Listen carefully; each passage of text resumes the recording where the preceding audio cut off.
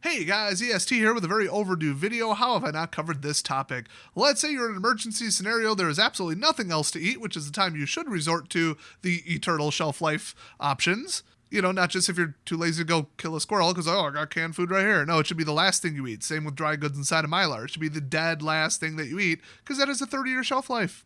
But let's say, okay, you got some can of corn or some kind of, beef mix or something, and it's 5 to 10 years past its best buy date. It is not an expiration date. I think we all know that. Even the US FDA now admits that. How do you tell if it's safe though? Because we all heard about, well, what about this? What about that? What about this toxin? What about this botulism? What about this scentless thing? What about if it's dented or rusted or frozen or... Well, I'm going to cover all that in this video. I'm sure you've heard a couple little tips and think you're pretty good, but boy, at the end of this video, I challenge you to have known everything I put in this video. So I'm going to go through this pretty quick without getting all sciencey and biological because I want this to be more informative and quick than like a full podcast because this would be a terribly boring podcast. So we're really going to hit the gas.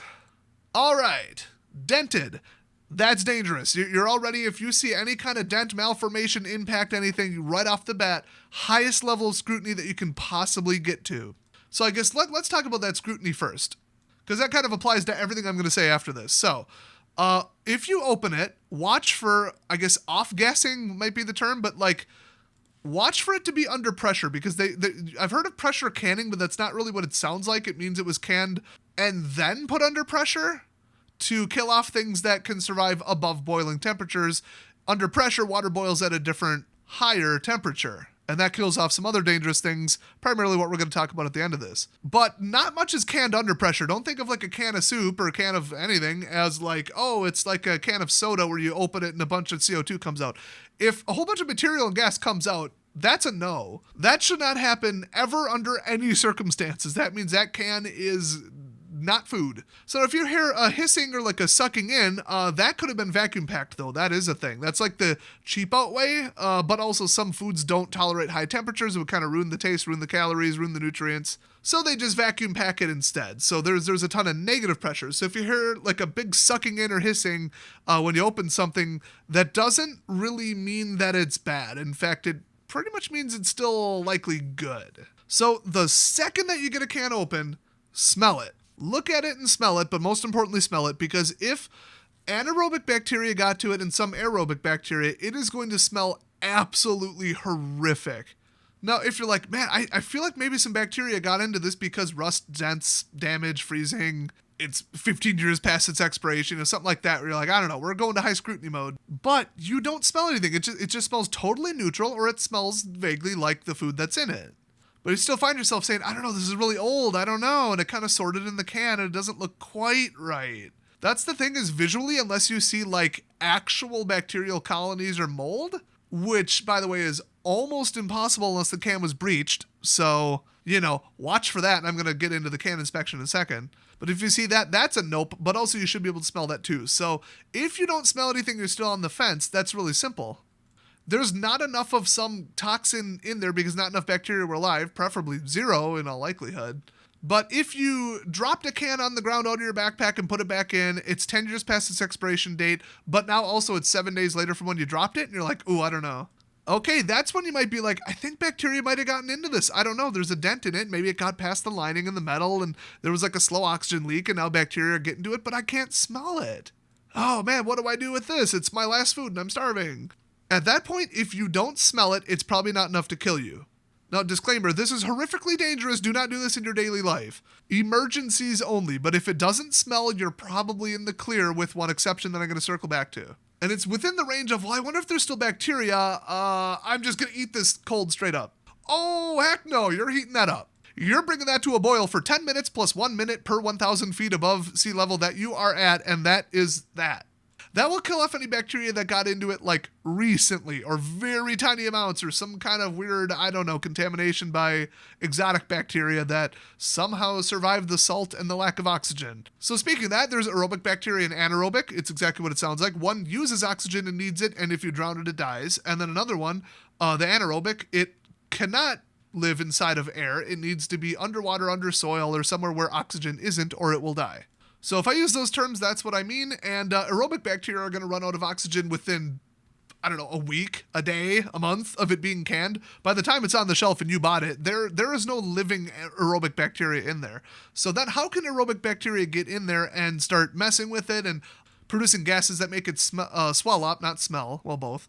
Well, the answer is if the can was breached. So take off the label, examine it very closely, check the rim, check everywhere, and then the two flat sides, so the top and the bottom, push on them and see if they flex at all. And then listen really carefully for any like sucking in or hissing noises when you're pushing on it, because if it's sealed, you shouldn't have any gas coming in and out. Nor should you have any water or other liquids leaking out of the can when you push really hard on the top and bottom. And you can push really hard. The average can an adult male can stand on it. Those things can take a beating structurally. A rigid cylinder with like a lip on it, yeah, you're pretty good. So you pushing on it with your hands with 100 pounds of force even is not enough to blow it up unless it already had a problem. And if it explodes in your hands, it lost some kind of structural integrity, something happened to it, and I wouldn't trust it either way. Or I should say, in that case, I would not trust the exploded parts that came out of that. So, like, if you can break it with your hands, it wasn't good. Then, I mean, I've tried this. If I, as hard as I can with one hand or two hands, go full shoulder or full grip, try to crush the round sides of certain canned goods, I can absolutely dent them. And I am not a Marvel superhero, so can you. So don't really check it that way, but you can give it a little flex and see if it flexes a little bit too easily, you know? I mean, go find the cheapest can of whatever you can find, full size, and find out how much force it takes to crush it. Kind of memorize that in your head, toss that one out, and then if it's significantly easier than that, when you're in the future, hopefully remembering this, testing one, then there you go. So you got the label off, you flexed it, it's pretty solid, okay. Next, obviously, check for bulges. That's almost goes without saying. That means that something in there started multiplying, putting off a gas, usually like ammonia or a sulfur compound, and yep, that's bad. Any kind of bulging. It's not, oh, maybe it froze, maybe it got hot. No, usually it's just a biological bomb that no human being should ever possibly eat. Don't even open it, just ditch it. So bulging bad, flexing bad. Let's talk about rust. A lot of people say if you see rust, it's over because that's the structural integrity. Let's just back up a second. You might be thinking, wait, isn't it tin cans? Everybody calls them tin cans. Well, they're not made out of tin. They're made out of steel. Look, I'm old enough we used to call it tin foil. Maybe that's just a family thing or an up north thing where we say everything wrong there, you guys, you know? Look, I tried to hide my accent. It doesn't get past most of you. But yeah, we used to call aluminum foil tin foil. I don't think it was ever made out of tin. I don't think anything was ever made out of tin. I think tin is a myth. But yeah, it's steel, and it's not stainless steel because then the can would cost more than the contents. Stainless steel is just like high chromium content, low iron, high carbon. It's like a whole thing. And yeah, no, that is insanely expensive. And most quote unquote stainless isn't stainless. You can rust it. So true stainless, you'd be looking at like $5 for the can or something at the end of the day. That ain't gonna happen. So yeah, it's steel. And steel can rust. So one, get the can away from any kind of condensation. It's metal, and as soon as it's humid and hits the dew point, that's the first thing that the condensation is going to hit because metal has really weird dynamic, high thermal conductivity. But if you see a little spot of rust on the lid, I mean, then, the flex test, all that kind of stuff, be very heavily scrutinizing it. But even the paranoid companies and governmental agencies, and all the research I did for this, said if it can be scraped off with your finger, it's almost definitely still fine. It's just surface rust. It didn't affect the structural integrity. If it appears to be deeper than something that you can easily scrape off in a couple seconds with your finger, don't even bother. Unless it's an emergency, that just went from thick can lining or top to thinner, and you don't know how thin. And man, that is dangerous because rust can let oxygen through. Even if it looks structurally sound, it can let oxygen in, and then it can let bacteria in, and then the bacteria start eating it, and yeah, yikes. But if it's bad enough, you should be able to flex it with your palms, pushing really hard on the top and bottom. So, it's all up to you. Do the scrape test, all that. Find any other can, wait till it's your last one, or just go find something else, find a different option.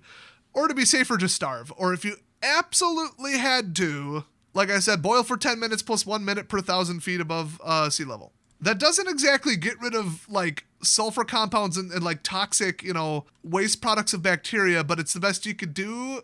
It's still not a good idea. You still want to give it the sniff test. You still want to look at it visually. You still want to heat it up. But yeah, rust is scary, but you might get a little rust on the rim. You scrape it off and you're like, well, this is still fine. There's still another, 2 millimeters of the rim. As we found out in the scrape video, if you haven't seen this, not that good. I'll just tell you the result. Bunch of preppers. This went around, made the rounds where everybody copies each other. Nobody tests it. I could tell you what I think of that, but you could probably tell. Oh, if you don't have a can opener, it's fine. You can just take this can, okay, and you rub it on concrete back and forth, and that abrasiveness will open the can. I think it took me 8.5 minutes. We had metal shavings inside of it. I was breathing in the concrete dust and the metal shavings in my lungs. Had to stop for 30 minutes, coughing like crazy. I almost had to go to the hospital. And then I put on a full breather and continued. And I calculated, based on aerobic estimations that I found online, that I burned more calories than were in the food, just opening it. And it was incredibly loud and incredibly tiring, and it made me sweat as well. So all you preppers out there who are spreading misinformation that you just kind of heard somewhere, and I'm sure it's true, I'm not really going to test it. I just want to, collect a paycheck, and, that ain't how we do things on this channel. Please subscribe if you agree, just saying. I research everything, and if I can, I test it myself. And that is a terrible way to open a can. It is borderline not even doable, not even a practical thing. I came up with sharp object, hammer, just let some of it explode from the recoil. Oh no, you lost 20% of it, cook the rest and move on with your life. It takes 5 seconds. So there's your little I don't have a can opener hack for you there, but as we learned in that video, it takes an immense amount of grinding to get through that stupid rim, which is a lot thicker than you think it is. It's mostly for stacking, but it's also for structural integrity, and so that, they can stack them up pretty high and have a lot of weight without destroying the product. So now dents are a different story. That's rust, where you can probably get some rust on the rim just fine, but if it's on the edges and you can't scrape it off, that's just a hard no. Any kind of dent, it's pretty much almost a no right off the bat, even if it doesn't look too bad. I mean, a little tiny ding, a little tiny little, it looks like somebody hit it with, a pencil at 100 miles an hour, or a little scrape or something. Okay, you lowered the structural integrity significantly, but if you push on it with 100 pounds of force with your palms and it doesn't flex, you're probably still good. But here's why it's dangerous. That is a super thin, laminated kind of plastic latex. Depends if it's BPA free. It's a whole thing. I made a whole video on it. Go watch that. But there's a liner. There's a can liner. So if you got like a little, ooh, I dropped it dent that's like half a centimeter, maybe an inch wide. Yeah, I'm mixing imperial. Look, in America, we use both, okay? It's a myth that we don't use metric. We use both depending upon what's most suited for the task. So I guess we are the superior ones, just saying. Okay, half joking. But okay, you got a dent about that size, but you're like, oh, it's fine. But you don't know if it ripped the can liner. That's on the inside. If it breached that, and it can get brittle over time, and depending upon if it's BPA or not, maybe you just stretched it. Maybe you put a micro crease in it. Maybe over time it got to the metal. Maybe you don't see it on the outside. This is really bad because it'll start to eat away at the can, and weird chemistry will start to happen. It'll just ruin the food. So usually you can tell, like, oh, wow, this was dropped. This thing had a heck of an impact versus, there's some little thing on it. So, you can tell. But your scrutiny level better be like, yeah, that's probably bad enough. Unless it's so obviously not affecting the can in any way. So weird that rust isn't even that bad, but a ding in it is because you can't see what's going on the inside. Weird but true. That just is what it is. I found so many sources on that because I didn't believe it, and they all said the same thing. Multiple military, government, colleges, studies, scientists, everybody. We hit everything for this video. Like I said, it's how we do it on this channel. So let's talk about pop tops. Oh, what a nice quick convenience for modern life. You just go pop and then peel it off, and they got like this little, I don't know, engraved probably isn't the right term, but this artificially created seam/weak point where they use like a punch tool to weaken it but not go through it. They have got the pressure on that down to a science because if they go a little bit over, that whole batch is ruined. Those things are so calibrated with such tight tolerances that I don't mind pop tops. Now, if I had a pop top and an identical non-pop top, same price, same brand, same amount right next to each other, I would get the non-pop top all day, every day, duh. But if you don't have a can opener, oh, watch out. So it's kind of like taking the can opener out of the equation. And a lot of people say, yeah, but if they're banging around and this and that, you got them in a car, you're moving them around, or you got them in a backpack. Let's go back to dents. If you're banging them around enough that pop top would explode, you've already damaged that can to the point where it's not good. Okay, so like don't do that. But people are like, oh, it just creates a weak point, and that's where it could fail. Well, if it does, you'd be able to see it. You could just push on it and see if it flexes.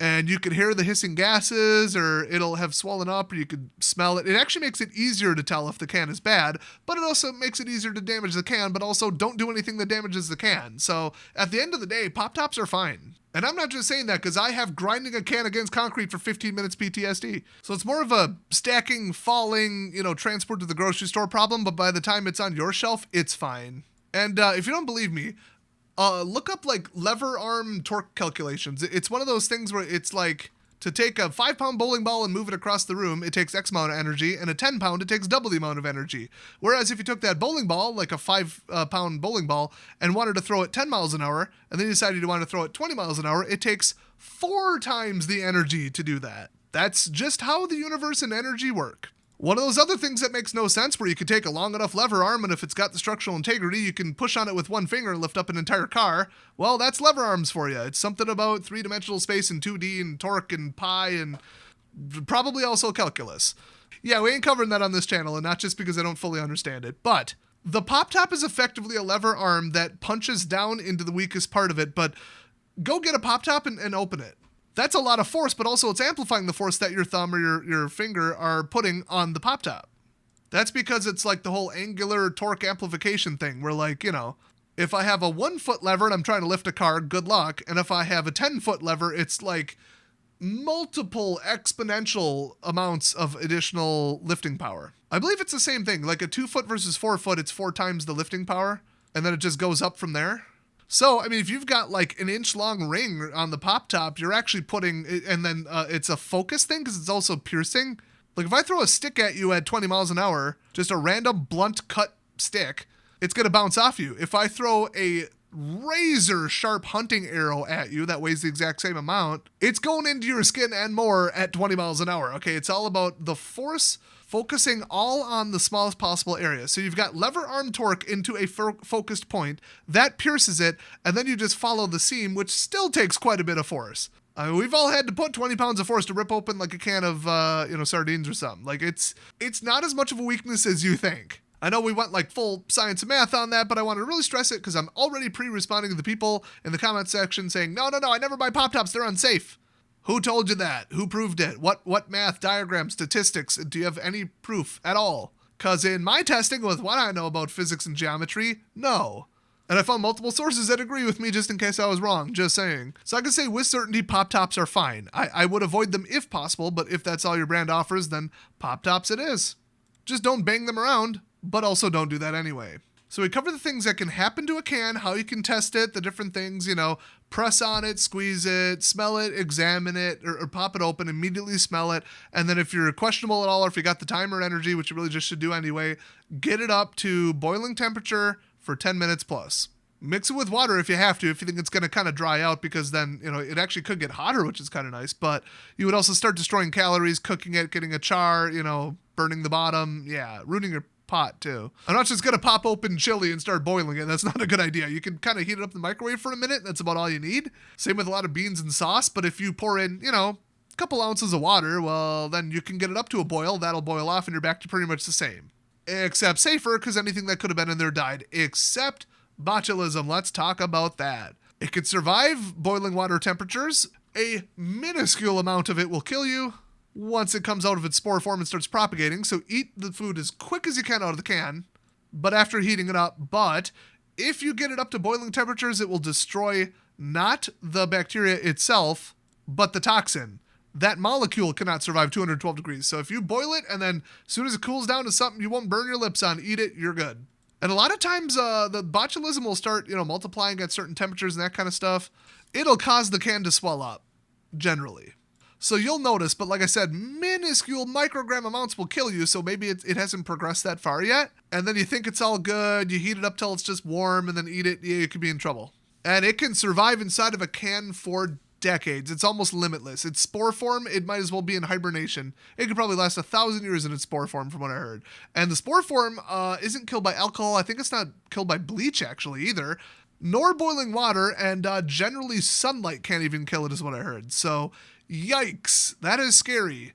It's not found in a whole lot of foods. I mean, it's usually in the soil or public water contamination. They use filtered water. A lot of them pressure can it. They do not want that kind of lawsuit and that kind of brand reputation, so they take immense steps to can stuff in a way that's safe in this country. Watch out for that cheap dollar store off-brand, it was imported from here, there, and the other place, other country where you don't know what their standards are. Allegedly, the FDA checks on it, like maybe they take a 1% sample of the food coming in if they even have time or give enough of a crap to put in the effort and have the budget, but they can't really inspect their facilities because they're overseas. So watch that. Canned in America is what I'm looking for. Now here's the one that nobody knows about. If you have even a suspicion that at any point that can was stored for any amount of time above 85 degrees Fahrenheit, that's it. It's over. And that might come as an absolute shock to you. Some people are saying that can't possibly be true. 85 Fahrenheit will destroy it? Yes. 85 was the safe temperature, I heard. Another source said 50 Celsius, which is some nice little even number that they chose. That's 122 Fahrenheit, aka half boiling. You get something called thermophilic bacteria. I assume it's also in spore form. I know next to nothing about this. It's almost the first time I've even heard that term, just researching this. So thermophilic bacteria is bacteria that gets activated and starts multiplying at a certain level of heat. And the really common ones that can find their way into canned foods and are in, daily life in most parts of the globe can start to propagate at 85 Fahrenheit. Now, some of them, they'll put off a gas, a sulfur, an ammonia compound, I don't know, hydrogen, who knows. That'll swell up a can and you'd be able to notice. But it also takes an awful lot of pressure to do that. So what if they were only above 85 degrees or 122 degrees or whoever you believe for a month? And then it went back to kind of being in hibernation mode. Well, that food is still spoiled and you might not be able to exactly smell it. It should taste and smell a bit off, but all the heating in the world isn't going to get rid of the compounds coming off of that kind of anaerobic bacteria because it is nasty. So here's the scenario. Okay, you're in California for God knows what reason, probably visiting, I guess, I don't know, I wouldn't live there. If you do, you're insane. Earthquake, and then on top of the earthquake, China invades, and then big, everybody kills everybody, nobody wins, couple nukes go off, the usual. So 5 years later, you're scavenging through somebody's house and you find in their pantry, upstairs, not in a basement, a delicious can of chili, and you're like, beef chili, let's go, let's make some sandwich. Sloppy Joe time, let's do it. But you stop and think, wait a minute, power's been out for 5 years. And in California, I think we can say with some certainty that at some point, the upstairs of this house got up to like 130 degrees. I mean, if it's 95 out and then you get like the greenhouse effect and, absorption of infrared and all this, basically, I don't need to tell you that without getting into the physics of it, a building gets hotter than the outside air when the sun's out. Especially if there's glass, because we all know how the greenhouse effect works. It's how greenhouses work. It's how glass works. Yeah, every single can in that house is now not safe to eat. Even if it didn't have thermophilic bacteria in it, even if that's not what happened, even a bag of dry rice inside of 90 layers of Mylar, if it got up to 90 to 100 to 110 degrees for long enough, those molecules broke down. The whole concept of human biology is basically there's chemical energy, and energy was taken to assemble this molecule, like a sugar or something, or a carbohydrate or protein or whatever, or a fat, long chain fat, hydrocarbon molecules. That's what we eat. And what we do is we break it apart, breathe out the CO2 that comes off of it, turn the rest into useful energy, or basically use the energy that comes from breaking a large molecule into smaller parts. And how do we do that? Enzymes, but how do you do it if you're in a hurry? You take your bag of Doritos and throw it on a campfire and just burn it. So when you're burning calories, you are literally burning calories, but you don't need like an ignition spark. You don't have a boiler inside of your intestines.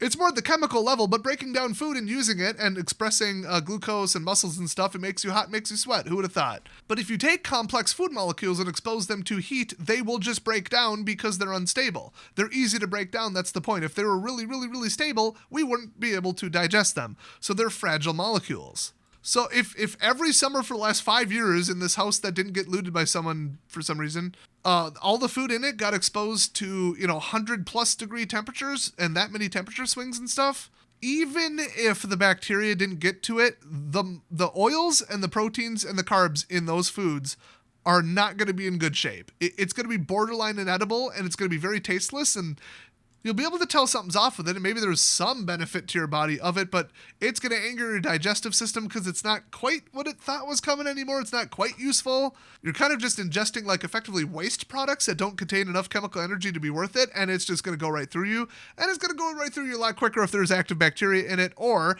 if all the bacteria ate what they could, died, somehow didn't swell up the can because they put off liquid instead of gas. That is a thing.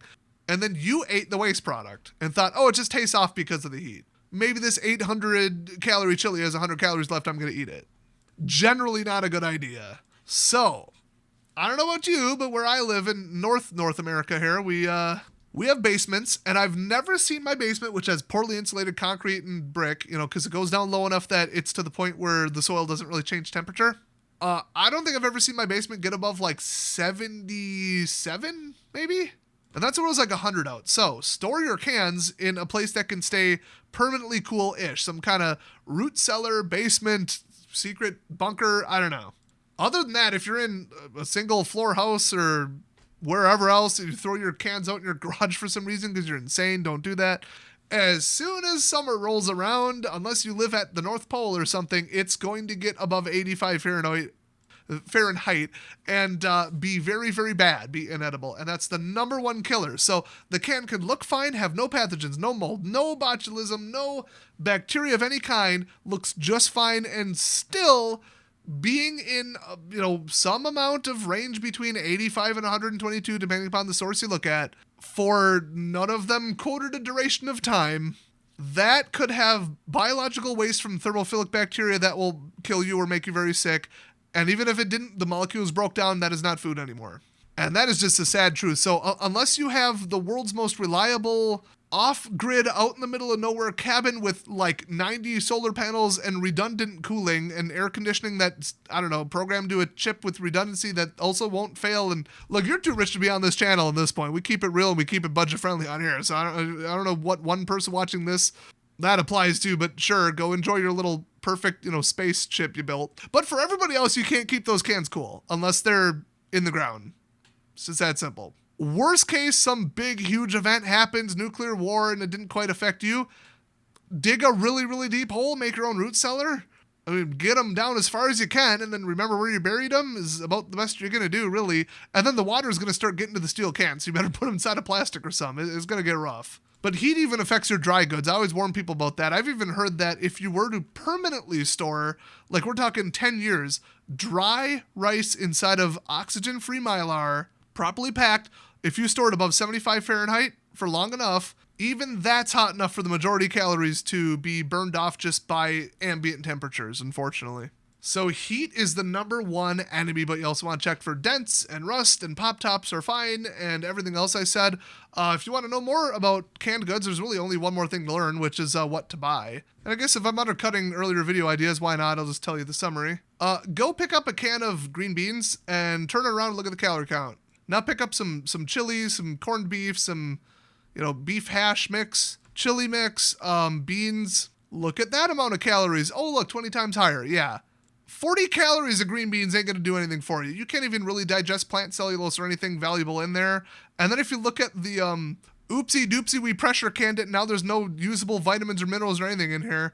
AKA the rest of the nutrient thing where you're like, veggies equal health stuff. Well, not in a can, apparently they don't. There might be some traces of something. I don't know how they grow it or prep it or whatever, but by the time it gets in that can and you're opening it, it doesn't have anything valuable in it, basically. It's just dumb filler diet food. Don't buy green beans. Now, corn that's got some sugar, you still look at, 1 to 200 calories a can, but anything with meat in it, anything with an oil, any kinds of like soups and stuff. Oils are prone to breaking down at any kind of high temperature, but other than that, like you're going to have so many more calories in there in such a smaller area, just go for that. So chilies, beef stuff, pork stuff, and then you've got just full-blown canned hams, which I guess that was another thing I had in my notes. Canned meats in general. Now Spam, we all know that's fine. That's shelf stable, all that. But let's say like a 3-pound canned ham. That is a thing. Always has been. It was invented a long time ago. A lot of oil, a lot of calories, a lot of salt, which that's always fun. But okay, not a bad price either. And I almost guaranteed if the whole product is just meat, that it was pressure canned. They would have the botulism police on them pretty quick if they didn't. Veggies, yeah, they came from the ground, but I don't know. Meat, though, yeah, botulism likes to eat meat. So if they say refrigerate and you bought it from a refrigerated section in the grocery store, you can't just leave that out on the shelf. It usually means that they didn't pressure can it. That's almost like the law, but not directly stated in the U.S. law is my understanding about it. Now, if it says refrigerate after opening, so does everything else. But if it just says keep refrigerated, that is a red flag that in a roundabout legal way, they had to put that on there because they didn't pressure can it. They didn't make sure everything was dead in there, and it could swell up within a reasonable amount of time, like shorter than the 1 year best use date or whatever, because you didn't kill off all the bacteria in there properly. Now, canned tuna doesn't have all that much oil and all that much calories, but it's all right. But I like the packet style because what they do is they do high pressure, at least heat them up, and they put in the tuna raw and then they cook it through the container because that also then, it also got really hot, killed all the bacteria, and now we're good. The cans, though, they have to heat them up to a higher temperature and do it in a slightly different way because it's not a thin packet and it just takes more heat and more time to get to the center of the material via just plain old heat conduction. We can't just kill the bacteria on the outside and leave the core contaminated. So that's why canned tuna always tastes worse and drier and less flavor, less calories, because they had to heat it up to a higher temperature for a longer time. Well, it's like cooking, thinly sliced roast beef versus a full steak. It's just going to take more heat, more time to get to the center. It's just that simple. And then still, whether they were truly pressure canned or not is, you don't really know. So I don't like canned tuna. I like the packets, and you might think, but that's like flimsier and one little nick and it goes through it. Yeah, but it's like 9 mil Mylar. Like it's pretty heavily armor plated. It's safer. It's going to be tastier, and yeah, and then it's going to be way easier to tell if it swells up. Any kind of gas coming off that, you're going to tell if that was contaminated with something, even if the seal wasn't violated. So I do prefer that, but it is immensely harder to store safely. So that's it for my notes on this. You are now an expert at not getting yourself killed just because you thought you knew what you didn't know, or something like that. I don't know, it's been a long video. About canned foods. You have to be extremely careful, and that's why at the end of the day I say make sure that you just rotate in and out your food.